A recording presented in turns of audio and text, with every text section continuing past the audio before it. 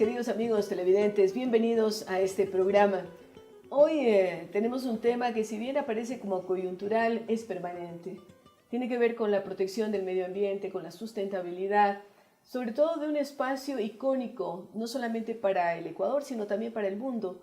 Se tratan las famosas Islas Galápagos, aquellas llamadas como Islas Encantadas porque se pensaba que aparecían y desaparecían, aquellas descubiertas por Fray Tomás de Berlanga, el obispo que desde Panamá intentaba llegar hacia otras regiones y sorpresivamente se dio con esas islas, aquellas que sirvieron de colonia penal, las que fueron refugio de piratas, pero las que guardan en su seno uno de los más importantes laboratorios naturales del mundo, las Islas Galápagos. Así es que queremos hablar sobre ellas y sobre lo que ha significado ese atentado y ese peligro enorme de la pesca a gran escala en aguas territoriales de este archipiélago.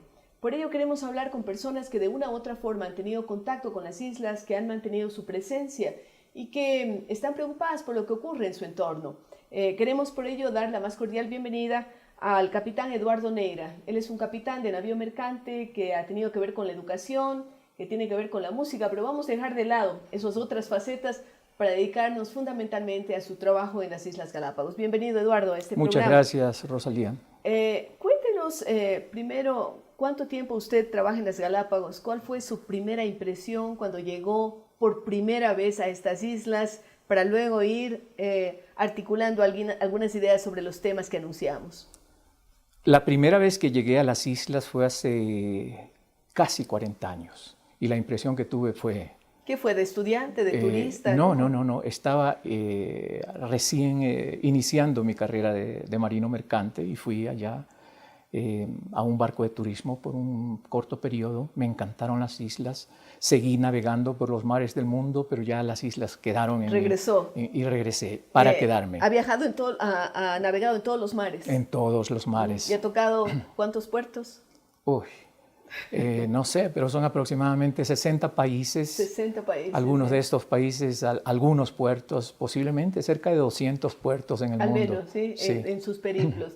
Pero ahora usted está dedicado a trabajar exclusivamente en las Galápagos. Sí, desde el año 1988 estoy por cumplir 30 años en las islas. ¿Desde esa época como capitán o tenía como otras? Capitán, sí. Ya, como capitán. Sí.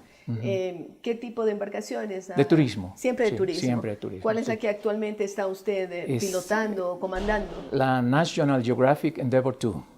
Que es una embarcación que es de turismo, pero que tiene otras connotaciones al estar vinculada con National Geographic. Sí. ¿Protección es una de ellas? Oh, por supuesto, sí. Esta pertenece a un consorcio hecho por la National Geographic y Lindblad Expeditions, que es una empresa líder en el mundo en ecoturismo. ¿Qué características tiene su embarcación desde el punto de vista ambiental? Sí, cumple con todos los requerimientos ambientales. Sí. No desperdicio, no arrojar al mar. Hay un proceso de trituración, por ejemplo, los desperdicios sólidos que los hay, ¿no? Diariamente estamos hablando de 150 personas que están en el barco. Sí, pero pasamos por un proceso de desmenuzamiento ya cumplido. Y cuidado con las especies con las que se encuentran. Por supuesto, sí. ¿Qué tipo de avistamientos hacen en sus recorridos? Estamos constantemente en observación de la vida que transcurre. ¿Ballenas? Hace pocas semanas nos topamos a los años con un par de ballenas azules. Sí, este es el ser más grande que habita este planeta y que ha habitado este planeta, es más grande que los propios dinosaurios que se conocen. Ballenas azules, 2. Sí. ¿Las avistaron de muy lejos? No, cerca, muy cerca, sí. Con un poco de temor tal vez de un coletazo de una ballena azul. Son seres tan Nos hace recordar al capitán Ahab, ¿no es cierto? Sí. Bueno, y luego de haber inquirido algunas de estos detalles, vamos a lo que nos convoca ahora, la preocupación por la defensa de esa riqueza. No nos referimos ahora a la del territorio, pero a la riqueza ictiológica. peces, animales que viven en el mar. ¿Cómo siente usted lo que ha ocurrido en los días anteriores? Y si me puede contar un poco de sus experiencias. ¿Ha visto siempre barcos pesqueros de otras banderas? ¿Qué es lo que está pasando en Galápagos en estos 40 años que usted o 30 años que usted tiene en relación con las islas? Sí, es un lapso suficiente como para haberse dado cuenta uno de que la pesca industrial ha crecido enormemente y obviamente no es para nada sustentable, ¿sí? Específicamente hablando de la flota china, es la flota pesquera que ha crecido. ¿Más grande del mundo? Es la más grande del mundo. Solo con pesqueros oceánicos cuenta con más de 2.600 embarcaciones. Y de las pequeñas son decenas de miles, claro, posiblemente. O sea, es casi como un ejército, ¿no? Sí. Que salen y siguen en a crecimiento. barrer los mares, a barrer. Así es, sí. Actualmente China está consumiendo aproximadamente un tercio de la captura total de Y eso no es sustentable porque no hay tiempo para que las especies se reproduzcan. Para nada, no es Peor sustentable. todavía cuando hay predilección, por ejemplo, por las aletas de tiburón. O sea, se aprovechan las aletas y se desperdicia el resto del pez. Sí. Ni siquiera se lo consume. Así es. Esto lo empezamos a notar dentro del área de Galápagos.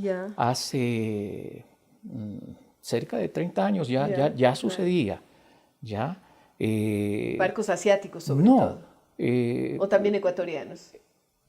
Para la pesca de tiburón en las zonas costeras no hace falta tener los grandes pesqueros, ¿sí? Estamos hablando del aleteo, ¿no? Que me acaba de mencionar. Ese es el término que se utiliza para en la captura de tiburones exclusivamente por las aletas, ¿ya?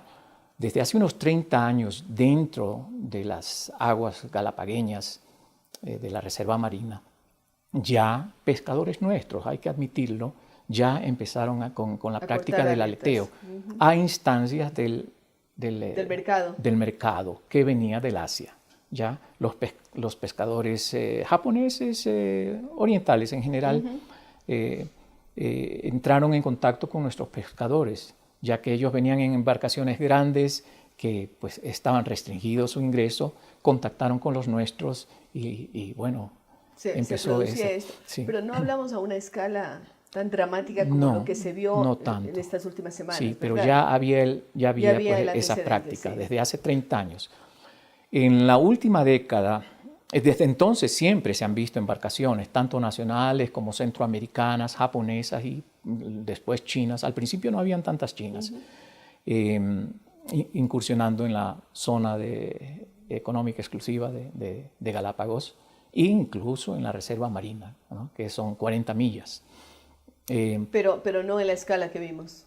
No, pero es algo que se ha venido dando siempre. Se ha venido dando, sí. Siempre. Eso me parece interesante que se diga, pero cuando ya asoman semejante cantidad, se habló de 300 embarcaciones. Esas hacen un barrido. Hemos visto lo que ha pasado en las costas del Senegal y otras, donde ha llegado la flota pesquera china y no han dejado nada. Sí, sí. ¿No? Y bueno, eso se logró detener de alguna forma ahora. Parece que esas embarcaciones se alejaron, no sé si lo suficiente. Algunos dicen que van para Perú, para Chile, que están merodeando, ¿no? Ya fue gracioso lo que sucedió con Senegal, ya hubo un clamor internacional, pero ellos siguen en el área. Tal vez no están en la zona exclusiva de Senegal, pero están en los alrededores. Están allí. ¿Y esto está pasando aquí? Está pasando aquí, no tanto en una escala tan grande como en el África Occidental. Allá la situación es terrible. Aquí no hemos llegado a eso. Pero podemos llegar. ¿Qué pasa con instrumentos legales? Nosotros recordamos, y yo particularmente mucho porque hice mi tesis de licenciatura sobre Derecho del Mar, haber mirado con tanto entusiasmo las 200 millas de mar territorial, como se hablaba en esa época, el tratado que lo firmaron Chile, Perú, Ecuador, y que tiene que ver con esas 200 millas de mar territorial que después se habló que eran mar patrimonial, y después se ha hablado de zona económica exclusiva y también la firma o la adhesión reciente del Ecuador a la Convemar. Me gustaría que usted como marino, no solamente como persona preocupada por el medio ambiente, nos diga qué opina sobre estos instrumentos que ha tenido el Ecuador y que tal vez ya no los tiene ahora. No, nunca dejó de tenerlos. Pienso yo que el tratado que hubo entre los países del Pacífico, Ecuador, Perú, Chile, que terminó pues con las 200 millas, el reclamo como mar territorial, que fue un buen Que obedece a una razón geográfica, Sí, porque estamos claro. hablando de la influencia Sí. de la corriente del Humboldt, ¿no? Sí, por supuesto, sí. Que determina la gran Estuvo riqueza bien de sustentado, pero no fue aprobado, por decirlo así, por la comunidad internacional. Sin embargo, hubo inclusive estados de los Estados Unidos, como California, que adhirieron a las Sí. 200 millas Sí, de mar sí, sí, territorial. sí. O sea, que no estábamos solitos. No estábamos solos. Mire Y- que durante mucho tiempo California ha sido la séptima economía del mundo, ¿no? O sea, Sí. que no estamos hablando de un pequeño paísito por ahí, sino Claro, de sí, la sí, séptima fue economía del un mundo. buen presidente, Sí. muy meritorio, pero no tan real a Ya. la hora de darnos cuenta que somos uno de los casi 200 países que hoy conforman la CONVEMAR. Ya. ¿Y usted qué opina de la adhesión a la CONVEMAR? Fue necesaria. Esperamos algunos años para A mí me parece adherirnos. que entraña peligros, porque de alguna forma es un renunciamiento a No. derechos que teníamos. No es un renunciamiento. La CONVEMAR contempla derechos de soberanía a la zona Porque económica hay gente que está muy exclusiva. escéptica respecto a la adhesión a ese convenio. No, me parece que fue algo práctico, algo necesario, porque la CONVEMAR es el escenario que necesitamos los pueblos del mundo para conversar, para dirimir, para proyectarnos. ¿Ya? ¿Qué ventajas nos puede dar en esta lucha, entre comillas, entre el Ecuador y la flota asiática? Por supuesto, China se lava las manos porque aparentemente son pesqueros privados, ¿no? Pero nosotros sabemos que lo privado y lo público en China está súper mezclado y que allí no podemos hablar de inocencia de parte del gobierno chino. Ya. Por ejemplo, cuando nosotros reclamábamos la soberanía, ya no pertenecíamos a la CONVEMAR. La CONVEMAR empezó a estar en vigencia en el año 94. Claro, y nosotros recién, firmamos hace muy pocos años. Hace pocos años, Sí. en el 2012 me parece, Sí. ya. No teníamos acceso a los instrumentos legales que hay en la CONVEMAR. No teníamos acceso a recurrir a ellos. ¿Ya? Uno de ellos es un tribunal del derecho del mar. ¿Ya? Entonces, estamos entre naciones civilizadas que conformamos parte de la ¿Qué ONU. optimista es usted, capitán Neira, hablando de naciones civilizadas, cuando estamos escuchando de depredadores de flotas que salen a vaciar los mares? Y estamos hablando de la poca sustentabilidad. ¿Todavía Sí. tiene fe en esos mecanismos jurídicos? Sí, porque sería absurdo que nosotros como país chiquito nos querramos batir con el resto del mundo. No, Tuvimos nosotros una somos pequeña soberanos. guerra del atún con los Estados Unidos que la Sí. ganamos, ¿no? Sí, la ganamos. Sí. Pero claro que era con un país diferente. Claro, de pero nos circunstancias costó, diferentes. Claro que nos costó, pero... Tuvimos represalias económicas, ¿ya? Sentamos un precedente. Se sentó Tuvo su muy buen momento, ¿sí? precedente, sí. Ahora la realidad nuestra está dentro de la CONVEMAR. Yo creo que los ecuatorianos debemos admitir que esa es nuestra realidad y que tenemos un escenario allí. Y que tenemos en que el luchar cual- con las armas que tenemos, que en este caso son las Así es, legales. Así es. Gracias a Eduardo Neira, capitán de navío mercante, que nos ha hablado y nos ha esclarecido algunos aspectos relativos al derecho al mar y a la actual circunstancia del Ecuador frente a las agresiones y frente a la pesca indiscriminada. Regresamos con ustedes luego de una pausa.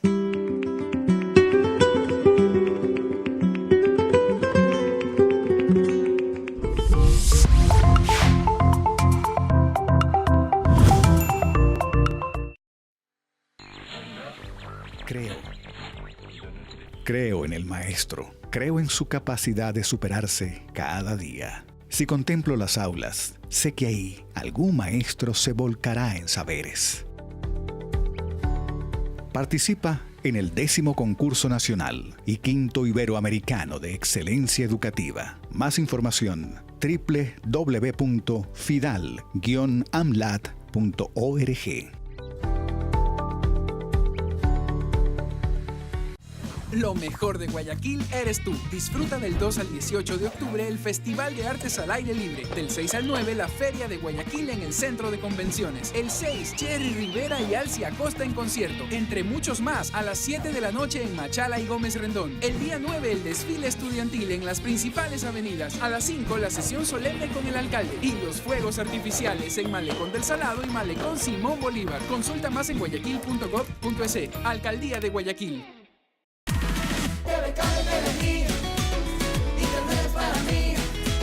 Yo quiero mega ilimitado. Carga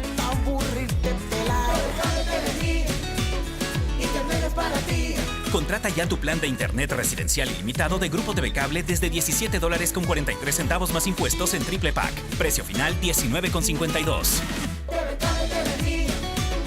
Internet es para ti.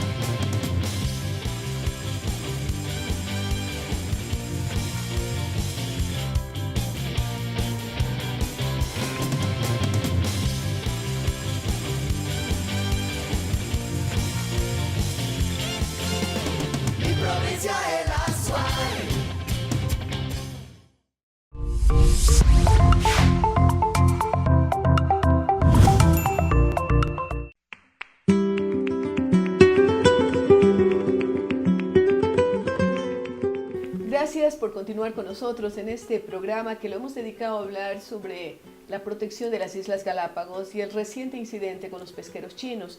Tenemos la oportunidad ahora de dar la más cordial bienvenida al doctor Günther Reck.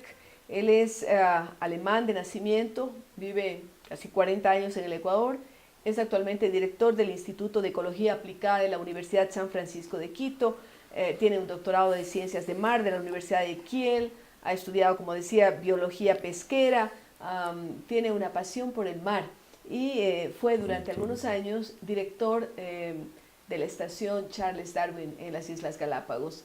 Bienvenido, Günther, a este programa. Antes de pasar a hablar sobre este tema de la protección de Galápagos frente a los afanes de pesca de algunas potencias, queremos preguntarle, ¿desde cuándo nace su amor por las Islas Galápagos? Porque usted tiene un matrimonio casi con las islas. Cuéntenos. Sí, bueno, eso venía ya a los 14 años, cuando había un filmador alemán que se llamaba Heinz Sillmann, que hacía una de las primeras películas que llegaba a los cines. Yeah. Entonces, el ver Galápagos, ver las iguanas, un adolescente fascinado. ¿Había leído algo de Humboldt, de los viajes al Ecuador? ¿Conocía algo más sobre el Ecuador o solo sobre Galápagos? Estaba en ese tiempo, aunque a pesar del viaje de Humboldt y todo eso, había muy poco conocimiento, no había internet, no había básicamente lo que había en los diccionarios, libros, ¿no? Sí, era básicamente Ecuador a través de Galápagos, no había realmente mucho conocimiento. Con el Ecuador fue a través de Galápagos. A través de Galápagos. ¿Y cuándo hizo el primer viaje y para qué vino al Ecuador? Vine a guiar en las Islas Galápagos, una de las pocas compañías que en este tiempo operaban en Galápagos, buscaban guías que hablaban varios idiomas, que eran biólogos, tenían algún estudios universitarios, entonces me entrevisté, en este tiempo era con Eduardo Proaño, por teléfono y de una... ¿Y hablaba usted español? Hablaba muy poco español. Realmente. Claro, pero venía con sus conocimientos de alemán y de inglés probablemente. Inglés y francés, ¿no? El francés me ayudó en la parte y el latín que había aprendido también me ayudó. Que eso ayuda mucho. Oiga, a veces la gente piensa que latín y griego no sirven para nada, pero son la base de idiomas, inclusive como el alemán, ¿no? Sí, me ayudó. Sí. ¿Qué sintió cuando usted vio por primera vez las islas, puso su pie allí? Era una ilusión, ¿no? Todo se preparaba. En ese tiempo no se llegaba directamente o por lo general no en avión. Había pocos aviones, los TC-6 de TAME eran los únicos que volaban y uno llegaba en barco, ¿no? Entonces era ese acercamiento. La primera vez pisé en San Cristóbal, ¿no? En las islas, fue una cosa realmente... No se defraudó, impresionante. No se decepcionó. Bueno, me quedé enamorado de las islas, ¿no? Siempre así, básicamente. ¿Qué ha pasado desde esa época que usted, jovencito, llega como guía a los tiempos actuales? ¿Cómo ha visto usted la evolución o la involución del archipiélago? Díganos con sinceridad. En ese tiempo, digo, como guía de turismo, teníamos no nos veíamos simplemente como un trabajo, era como una misión, una responsabilidad que queríamos conservar. Claro. El miedo de que el turismo podía hacer daño a Galápagos era enorme Ya en esa época. Y en ese tiempo había como 3.000 habitantes en Galápagos y había como 6.000 turistas o menos. Y cuando se elevó en algún momento lo que se llamaba en ese tiempo la capacidad de carga a 12.000, todos estábamos muy preocupados y pensamos que si algún pajarito desaparecía, ya eso era el fin y nos sentíamos como corresponsables, ¿no? Yo antes de venir había estado en correspondencia con el director entonces de la estación Darwin para preguntar si era responsable participar en esta actividad de turismo. Él por lo menos me tranquilizó y dijo que justamente los guías eran una parte esencial para que eso sea, para cuidar y para hacer ese turismo responsable. Obviamente yo he visto ahora es un crecimiento del turismo de 6.000 a 220.000 y creciendo, ¿no? Creciendo y una población que creció de 3.000 a muy probablemente, digamos, inooficialmente 30.000. Que todo eso es un peso enorme sobre el hábitat. Entonces un peso enorme sobre las áreas donde prácticamente donde vive la gente. Pero he visto también, por un lado, un crecimiento de las actividades de conservación, de protección, una gran responsabilidad de los gobiernos en la preocupación, también, a pesar del enorme atractivo económico también, de hacer cosas, de poner eso en un contexto de protección. Nosotros hemos trabajado directamente con el Parque Nacional en un nuevo sistema de manejo de visitantes y realmente si yo voy a los sitios de visita en la actualidad yo veo de que la atractividad, la vida silvestre, la naturalidad de la mayor parte de los sitios no ha cambiado, o sea, deteriorado. Y eso tiene mucho que ver con este trabajo en conjunto entre la empresa privada, el Parque Nacional, los científicos, la Estación Darwin, todos los habitantes, sí, poco a poco están concientizándose de la importancia de la conservación para su bienestar, aunque eso ha sido difícil porque la migración ha sido muy fuerte, ¿no? Galápagos ha crecido en parte con una velocidad de 6% de habitantes al año, claro, y obviamente no todos ellos venían con una clara conciencia, entonces era un trabajo permanente y no creo que hasta ahora esté resuelto, es un reto para siempre, pero yo creo que se ha logrado mucho. Pero en todo caso, ¿usted cree que ha habido una preocupación y que el Ecuador de alguna forma ha sido consciente, inclusive con la declaratoria de Galápagos, no solamente como parque nacional, sino como reserva internacional, o como un patrimonio de la humanidad por la propia UNESCO? Yo personalmente, yo siempre tengo, digamos, obviamente internamente uno critica mucho porque hay cosas que quizás no están perfectas y no están bien y hay tendencias preocupantes, pero en general yo creo que el trabajo que se ha hecho es enorme, se ha logrado mucho, se está logrando una cantidad también de recuperación, de restauración de claro, ecosistemas. Y de erradicación de especies introducidas como perros, cabras, ratas, vacas. Ha habido, éxitos sí, que yo hace 20 años nunca hubiera creído que los iba a ver en mi vida. Como por ejemplo, la erradicación de chivos en el norte de Isabela, la erradicación de los chivos en la isla Santiago, o la prácticamente erradicación de ratas en la isla Pinzón, todas esas cosas que inclusive sí, técnicamente se veían como casi imposible de alcanzar. Pero se ha logrado, se ha conseguido mucho. Y hay otros retos, por ejemplo, en este momento la introducción de potenciales enfermedades, la repartición, la distribución de esos bichos de insectos que son mucho más difíciles de controlar, claro, obviamente, que unos chivos, ¿no? Entonces, claro, esos sí son retos que del futuro se ha creado esta agencia de bioseguridad que trata de mejorar todo momento. Yo no quiero defender todo, pero yo creo que sí ha habido importante. enormes esfuerzos para mejorar las condiciones. Y ahora sí vamos finalmente a ir a uno de los temas que nos preocupa, y me imagino que usted sufrió también de ver esos pesqueros chinos en una cantidad exorbitante allí a las puertas del mar de Galápagos. ¿Qué nos dice de estos peligros mundiales? Porque ya no son solamente el problema en el Ecuador, sino lo que está ocurriendo con la pesca predatoria en el mundo entero.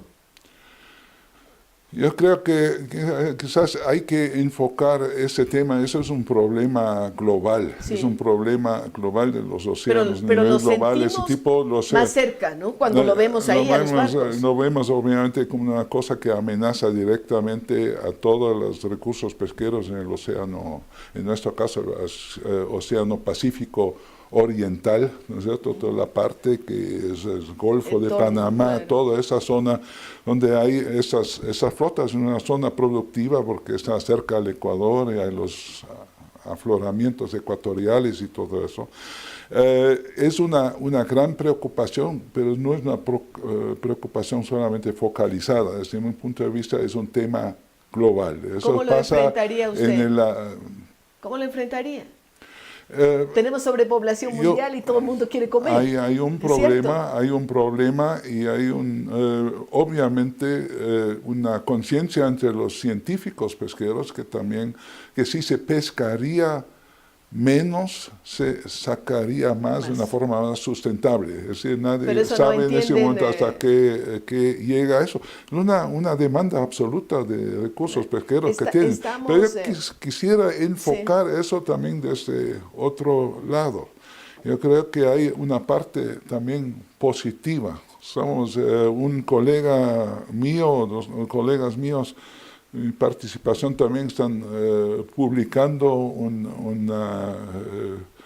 paper sobre la pesca de atún en el Pacífico Oriental, alrededor de Galápagos. Y si uno ve las estadísticas, cómo están distribuidos los lances de pesca, uno ve qué impacto ha tenido la declaración de la Reserva Marina de Galápagos en 1998 y cómo poco a poco todos esos barcos industriales han salido de la Reserva Marina. Ahora están pescando muy intensamente dentro de la zona económica exclusiva del pescador, del Ecuador, no los chinos, sino flotas en general atuneras, ecuatorianas también, claro. Ecuatorianas, pero también extranjeros, probablemente una buena parte con licencia, pero fuera de los límites de reserva. Que significa también que la reserva ha tenido un efecto muy positivo, está produciendo, es un refugio para los peces jóvenes y se aprovechan afuera.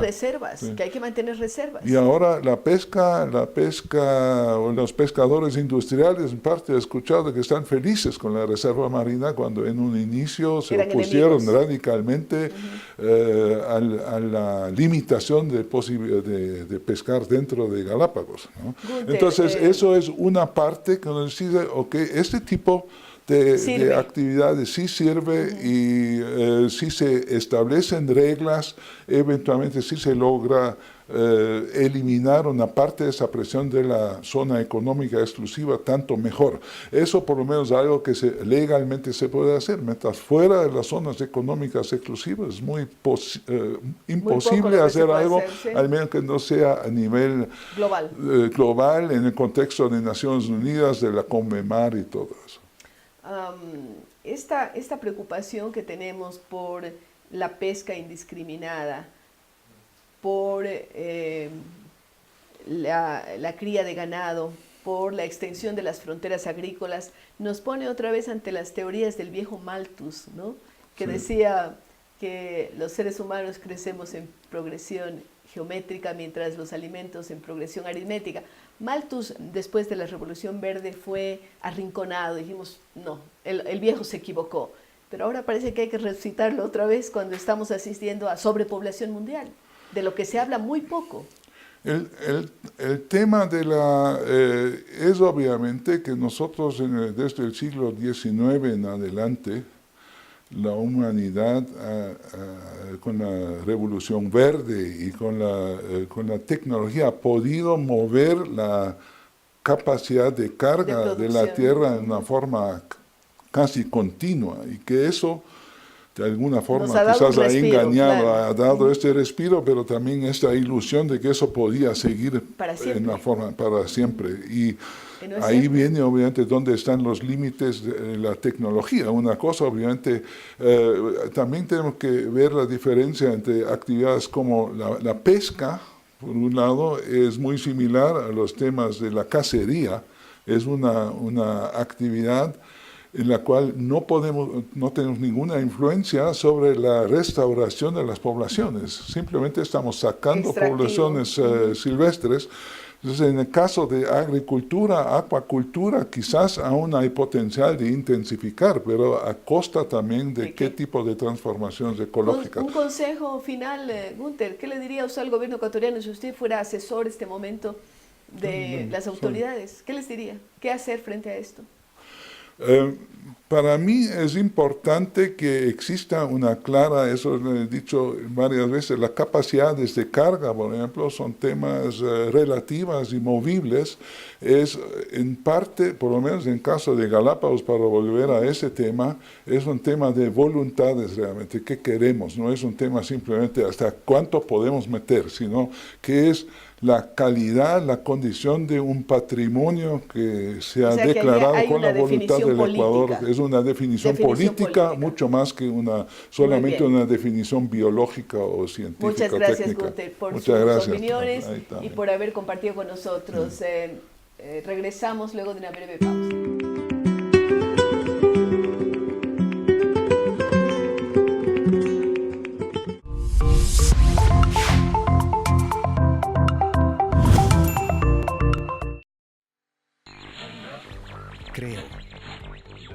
Creo en el maestro. Creo en su capacidad de superarse cada día. Si contemplo las aulas, sé que ahí algún maestro se volcará en saberes.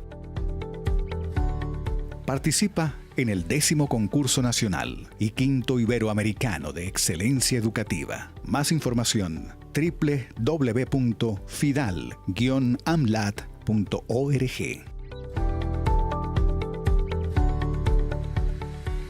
Lo mejor de Guayaquil eres tú. Disfruta del 2 al 18 de octubre el Festival de Artes al Aire Libre. Del 6 al 9 la Feria de Guayaquil en el Centro de Convenciones. El 6, Cherry Rivera y Alci Acosta en concierto. Entre muchos más, a las 7 de la noche en Machala y Gómez Rendón. El día 9 el desfile estudiantil en las principales avenidas. A las 5 la sesión solemne con el alcalde. Y los fuegos artificiales en Malecón del Salado y Malecón Simón Bolívar. Consulta más en guayaquil.gov.es. Alcaldía de Guayaquil. TV Cable TV, Internet es para mí. Yo quiero mega ilimitado. Te carga hasta aburrirte pelado. TV Cable TV, Internet es para ti. Contrata ya tu plan de internet residencial ilimitado de Grupo TV Cable desde $17.43 más impuestos en triple pack. Precio final $19.52. TV Cable TV, Internet es para ti.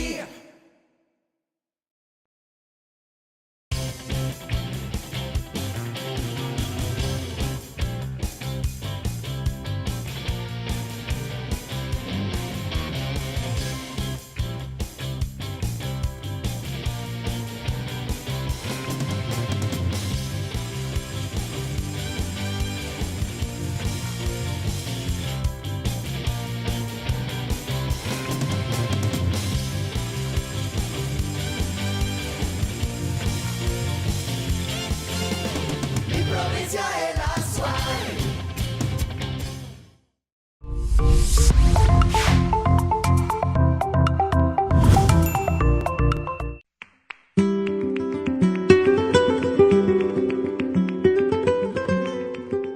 Gracias por continuar con nosotros hablando sobre este apasionante tema en donde hemos tocado derecho del mar, hemos tocado temas de reservas, preocupación por el medio ambiente y por supuesto no pueden quedar fuera organizaciones de la sociedad civil que tienen un marcado tinte de defensa de la ecología y por ello hemos querido invitar en este segmento a Cecilia Cherres.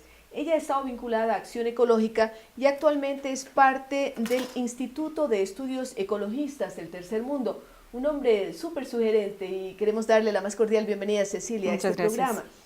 Cuéntenos cómo usted se inicia en la preocupación por el medio ambiente, porque vemos que estudió periodismo como primera carrera. Sí, así es. Yo egresé de periodismo en la Universidad Central en el año 80. Luego me vinculé a temas sociales, ¿no? Porque el periodismo está íntimamente vinculado a la vida de la Diaria, sociedad. de las personas, sí. claro. Y luego fui invitada a ser parte de Acción Ecológica. ¿Hace cuánto tiempo? En el año 87. ¿Usted había hasta esa época tenido alguna intencionalidad o alguna preocupación por la defensa del medio ambiente? Porque que yo recuerdo en épocas anteriores, y somos más o menos coetáneas, ni siquiera existía la palabra ecología, ¿no?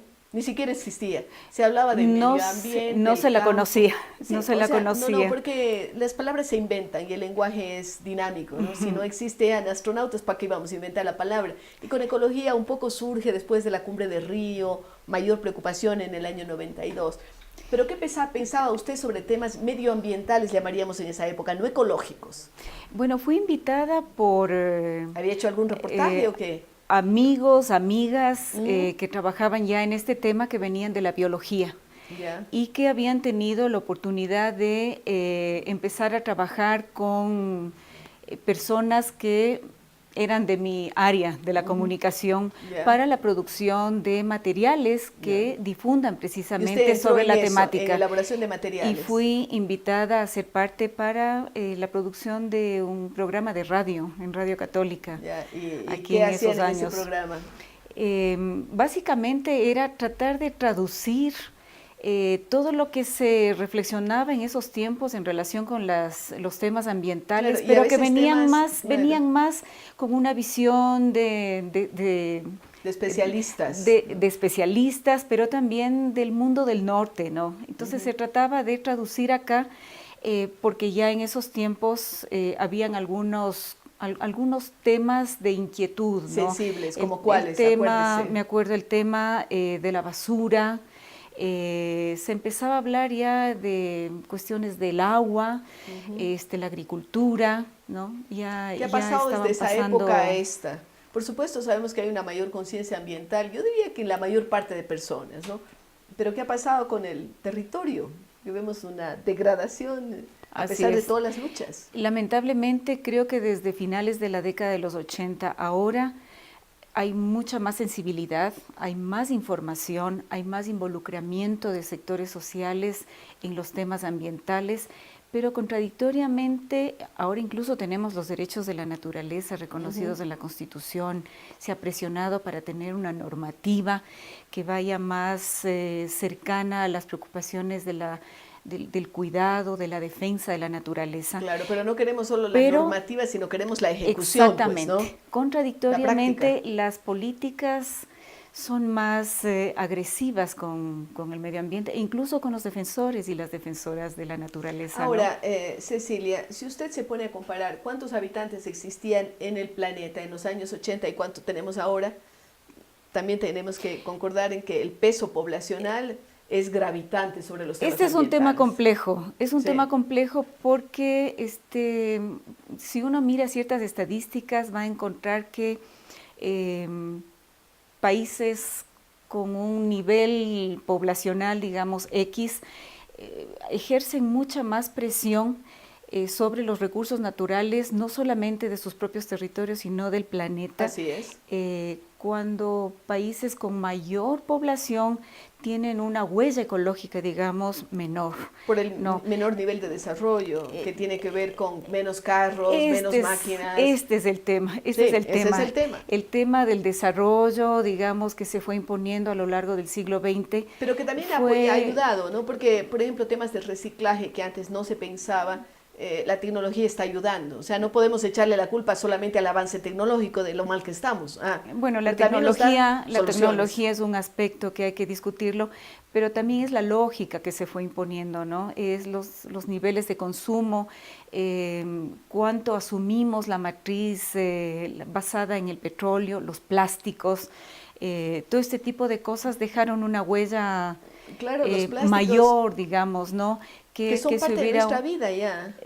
pero la que está llevando justamente a una crisis, buena parte de la ambiental, vestimenta planetaria. que tenemos son derivados de petróleo, la Así petroquímica. es la matriz energética que se impuso, digamos, ¿no? Y estamos todos insertos o fuimos llevados hacia allá. Y que son temas que deben ser reflexionados. Son temas para mucha reflexión, ahora. sí. Así es. Pero nosotros queremos ir al tema del mar, por Así la es. situación que se ha presentado en Galápagos. Hemos visto declaraciones de acción ecológica, probablemente del Instituto de Estudios Ecológicos del Tercer Mundo, también preocupados por lo que está ocurriendo. A mí me gustaría que nos describa qué es lo que ustedes conocen más sobre, porque está usted en un instituto de estudios, sobre lo que está ocurriendo con la pesca en Galápagos. No solamente en el puntual momento actual que nos encontramos, sino qué ha pasado a lo largo del tiempo con el tema de la pesca en Galápagos.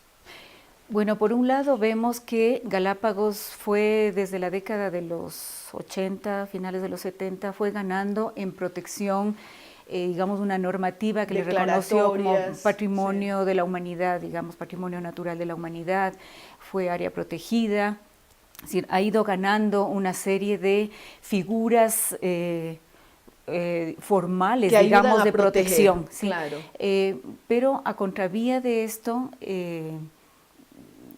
el contexto en el que se encuentra la reserva, que es la segunda más grande, ¿no? La segunda reserva marina más grande a nivel planetario, hace que surjan codicias. Está cercada de una serie de amenazas, y creo que lo que acaba de suceder con la flota china es de alguna manera una señal clara que de alguna manera sacude a la opinión pública, a la conciencia nacional, y nos lleva a la necesidad de poner más en el debate lo que efectivamente significa ser como país depositario, protector, ¿no? Depositario, un país que teniendo un mar territorial tan grande, tan rico además en biodiversidad, inclusive con santuarios de ballenas, ¿no? Arrecifes, en fin, vivimos de alguna manera de espaldas al mar. Y aun cuando en los derechos de la naturaleza reconocidos en la Constitución está implícitamente reconocido que el mar tiene derechos, no son temas que necesariamente se debaten, se analizan, se interiorizan, inclusive en la academia, ¿no? Entonces, en la sociedad. ¿usted cree que es un buen momento, aprovechando el susto que nos llevamos con los 300 barcos allí cerca de nuestra reserva, es un buen momento para empezar a discutir lo que plantean ustedes como instituto y qué acciones van a tomar? Siempre las crisis abren la posibilidad de una reflexión, ¿no es cierto? Nos abre oportunidades. Yo creo que este tema de la pesca industrial y los impactos que generan sobre los mares y océanos no es un tema realmente nuevo.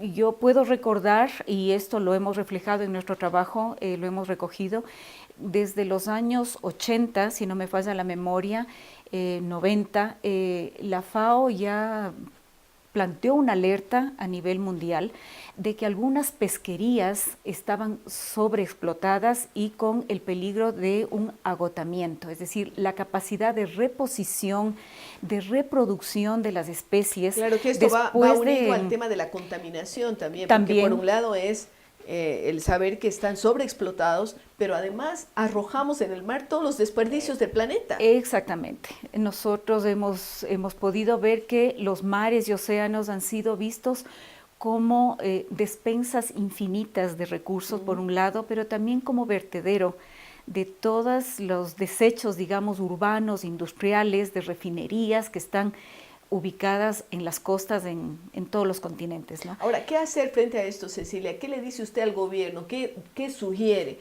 Además de discutir, de poner sobre la mesa de la reflexión, ¿qué sugiere usted que se debería hacer? ¿O qué sugieren ustedes como Instituto Ecológico? Es indispensable, digamos, abrir un debate nacional. Lo que le sucede a nuestro mar territorial es un tema que concierne a la conciencia nacional. Y necesitamos abrir pero también a la seguridad alimentaria de los ecuatorianos.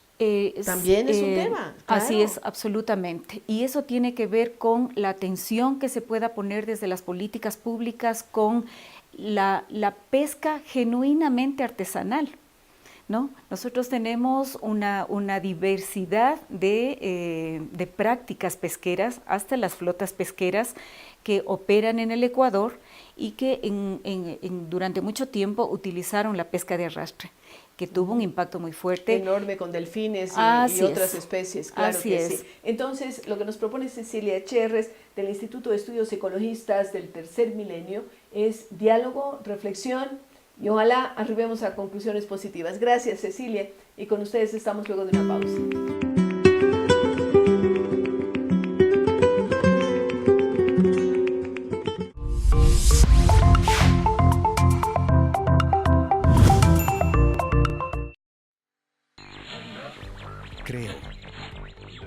Creo en el maestro. Creo en su capacidad de superarse cada día. Si contemplo las aulas, sé que ahí algún maestro se volcará en saberes.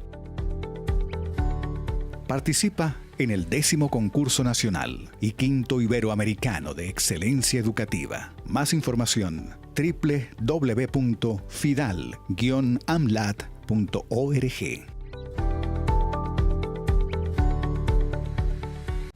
Lo mejor de Guayaquil eres tú. Disfruta del 2 al 18 de octubre el Festival de Artes al Aire Libre. Del 6 al 9 la Feria de Guayaquil en el Centro de Convenciones. El 6, Jerry Rivera y Alci Acosta en concierto. Entre muchos más, a las 7 de la noche en Machala y Gómez Rendón. El día 9 el desfile estudiantil en las principales avenidas. A las 5 la sesión solemne con el alcalde. Y los fuegos artificiales en Malecón del Salado y Malecón Simón Bolívar. Consulta más en guayaquil.gov.es. Alcaldía de Guayaquil. Estoy tan orgulloso de ti. Has llegado muy lejos. Has mantenido siempre tus principios. Eres imparcial, objetivo y sincero. Has aprendido lo que necesitas saber. Sigue adelante.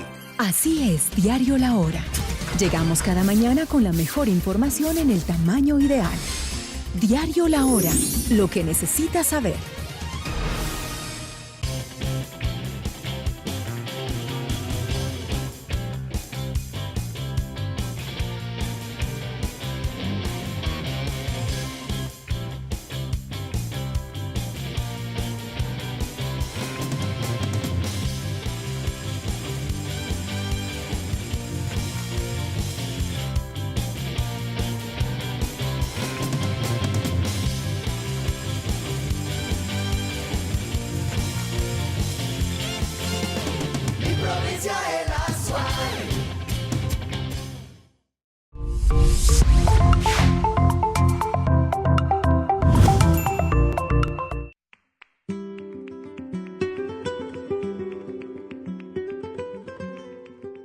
Nos quedamos con tantas preguntas para nuestros entrevistados sobre temas de derecho del mar, sobre lo que significa la pesca, lo que significa la seguridad alimentaria, pero bueno, ya habrá otras oportunidades. Ahora veamos qué nos tienen en el segmento cultural.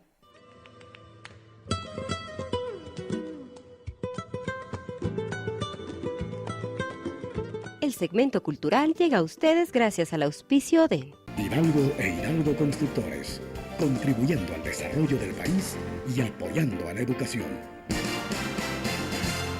Es un proyecto de lectura, narración oral y escritura creativa, en donde lo que se quiere conseguir es que los chicos se adentren más a los libros, que sean ellos los portadores de nuevos conocimientos, de nueva cultura, que sean partícipes de la creación, de la narración, de cuentos, de historias, que nazcan de ellos esa magia, esta creatividad que muchas veces se está perdiendo o cortando desde muy temprana edad. Estamos en este momento con un laboratorio de encuadernación que consiste justamente en que los chicos, después de haber pasado un proceso de narración oral, de escritura, puedan ellos también armar, ¿por qué no?, sus propios libros, sus propios cuentos, con diversos materiales, porque a nosotros también nos gusta mucho la reutilización de materiales. Justamente nosotros, como la ratonera del reciclaje que somos, conjuntamente como Comanda, queremos esa motivación en torno a los niños, a que ellos sean creadores en toda la participación, en todo el poder de la palabra, que creen sus historias, pero también sean creadores de nuevas historias, reutilizando cosas, preocupándose por el ambiente, preocupándose por sí mismos y por la sociedad. Bueno, por final tenemos también una exposición final, que es del 28 de octubre, en donde se mostrará todo el trabajo realizado con los niños. Niños capaces, fuertes, llenos de historia, que muestran al público en general, a sus familias, una diversidad de creencias, de historias y sobre todo de fortalezas que ellos tienen por sí mismos.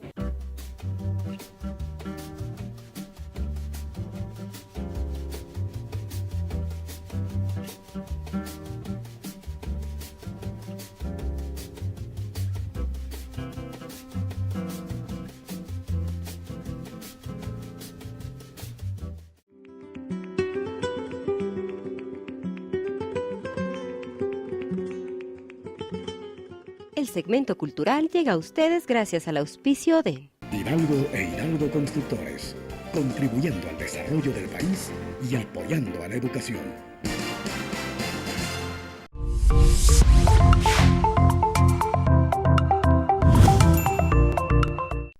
Hidalgo e Hidalgo Constructores, crea, edifica y construye. Kilómetros y kilómetros de carreteras a lo largo y ancho del país. Obras de riego, drenaje y control de inundaciones. Industria de la construcción. Saneamiento ambiental y agroindustria. Hidalgo e Hidalgo Constructores, contribuyendo al desarrollo del país y apoyando a la educación.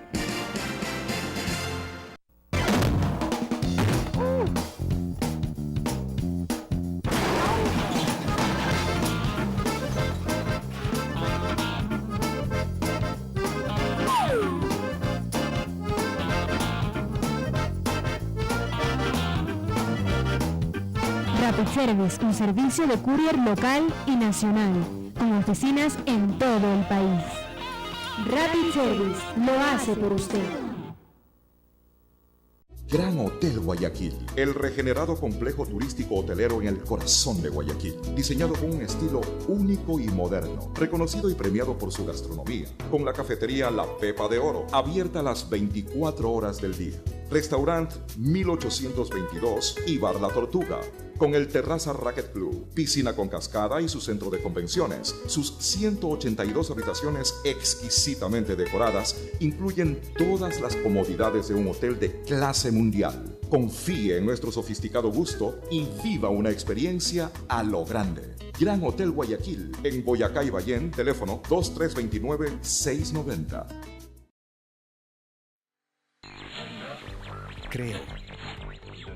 Creo en el maestro. Creo en su capacidad de superarse cada día. Si contemplo las aulas, sé que ahí algún maestro se volcará en saberes.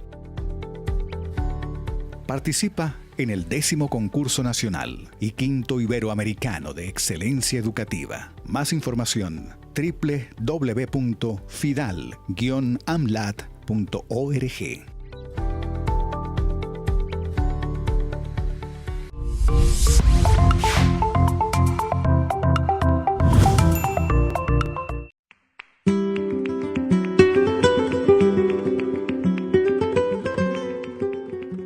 La comunidad siempre nos asombra, nos deslumbra con lo que hace. Con nuestras cámaras lo seguimos.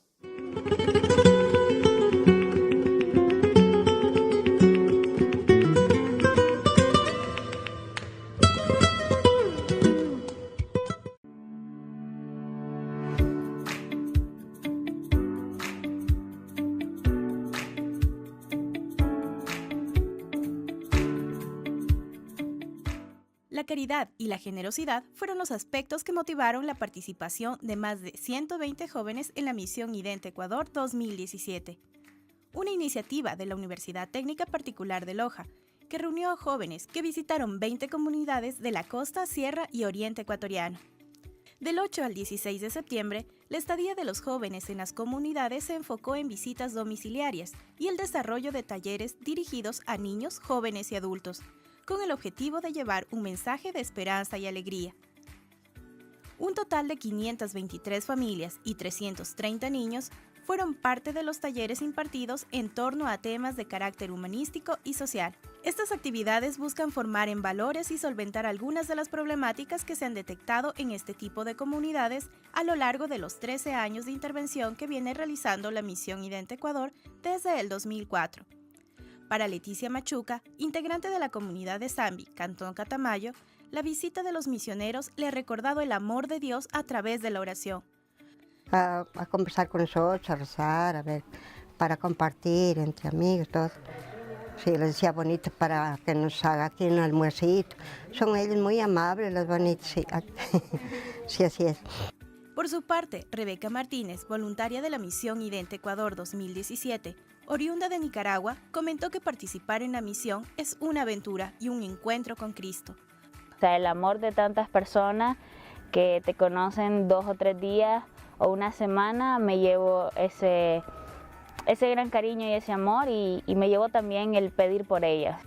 La Misión IDENTE Ecuador es una iniciativa que aporta a los Objetivos de Desarrollo Sostenible de la Organización de las Naciones Unidas, en sus ámbitos de acción para eliminar la pobreza y contribuir a la educación de calidad y la igualdad de género. Confiamos en que esta formación no sea solamente para su vida universitaria, sino también para cuando como profesionistas puedan aportar mucho al país y sabiendo y conociendo estas diferentes situaciones y que su profesión, todos los conocimientos que ellos vayan adquiriendo tienen una aplicación práctica y lo pueden plasmar, ¿no?, en diferentes actividades, en un trabajo, pero también emprendiendo ellos nuevas actividades. Para conocer más sobre la Misión IDENTE Ecuador, puedes visitar la página web misionidente.utpl.edu.es.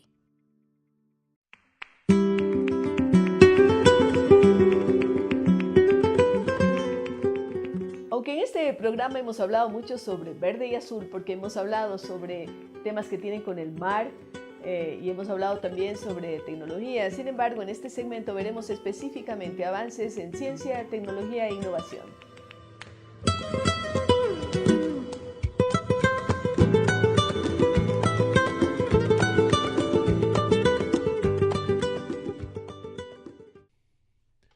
Global Fishing Watch es una plataforma que utiliza datos y tecnologías abiertas para ayudar a salvar los océanos, mostrando exactamente toda la actividad de pesca comercial. Este proyecto nace en el año 2012 como iniciativa del actor Leonardo DiCaprio. El mapa global de vigilancia pesquera representa miles de millones de señales de identificación automáticas, emitidas públicamente por buques en el mar. Las herramientas de inteligencia artificial desarrolladas por nuestros científicos de datos procesan estas señales para distinguir las vías individuales de los buques e identificar cuándo los buques pescan, basado en sus movimientos. Crear transparencia al revelar las actividades de la flota pesquera comercial, que no solo descubre actividades sospechosas, sino que identifica patrones de comportamiento entre las flotas. Aumentar la trazabilidad identificando las vías individuales de los buques para ayudar a validar la cadena de suministros y facilitar el monitoreo. Promover la sostenibilidad creando y difundiendo datos sobre las actividades pesqueras que aumenten la comprensión de la interacción global de las capturas y la pesca en el ecosistema. Son parte de los principios de este proyecto.